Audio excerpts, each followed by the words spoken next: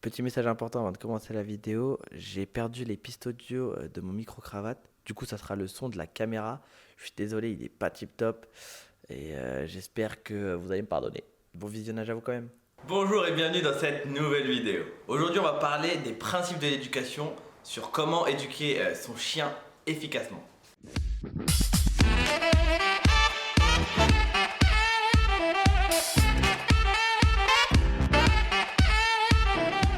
Lorsqu'on éduque un chien, les deux grandes règles les plus importantes sont la récompense et la réprimande. Donc dans cette vidéo, je vais vous détailler comment bien réprimander et surtout comment bien récompenser son chien quand il a fait une bonne action. On va commencer par la récompense. Quand votre chien a fait quelque chose de bien ou a répondu à un ordre, il est très important de le récompenser efficacement. Il faut savoir qu'un jouet, une caresse ou même une félicitation verbale peut être assimilé à une récompense pour votre chien.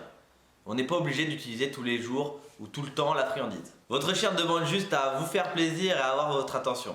Donc dès qu'il fait une bonne action, vous le félicitez et lui de son côté il sera content de vous avoir fait plaisir. Par contre forcément lorsque votre chien fait une bêtise, il faut le réprimander.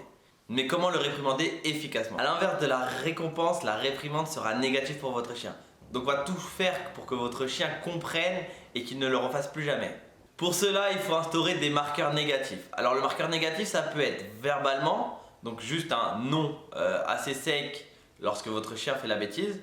Ça peut être aussi une réprimande d'isolation, ça veut dire on va prendre votre chien, on va le mettre dans une pièce et on va l'ignorer pendant quelques temps. Mais ce n'est surtout pas une réprimande physique. Il est très important de ne pas associer un marqueur négatif avec une partie du corps ou tout simplement avec un objet. Parce que si vous faites cela, votre chien assimilera la partie du corps comme quelque chose de négatif, donc aura tendance à avoir peur ou sera plus sur l'agressivité lorsque vous allez montrer cette partie du corps. Par exemple la main, si vous avez l'habitude de le taper avec la main, si une personne dans la rue ou même vous, vous allez monter la main, il se peut qu'un jour votre chien se retourne vers vous.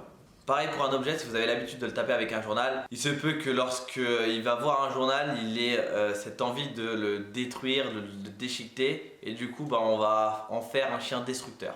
Il faut savoir qu'un chien ira beaucoup plus facilement sur quelque chose de positif que sur quelque chose de négatif et c'est totalement logique. Donc c'est à vous de faire en sorte que la récompense est bien plus intéressante que la réprimande. Voilà pour cette vidéo, j'espère qu'elle t'aura plu. Elle était un petit peu courte mais voilà, c'était une notion que je devais aborder et que je devais surtout pas mélanger avec les autres. N'oublie pas de t'abonner à la chaîne et d'activer la cloche si c'est pas déjà fait. Like la vidéo si elle t'a plu. Lâche un petit commentaire, ça fait toujours plaisir sur ton avis sur cette vidéo. Puis moi je te dis à plus dans une prochaine vidéo, ciao.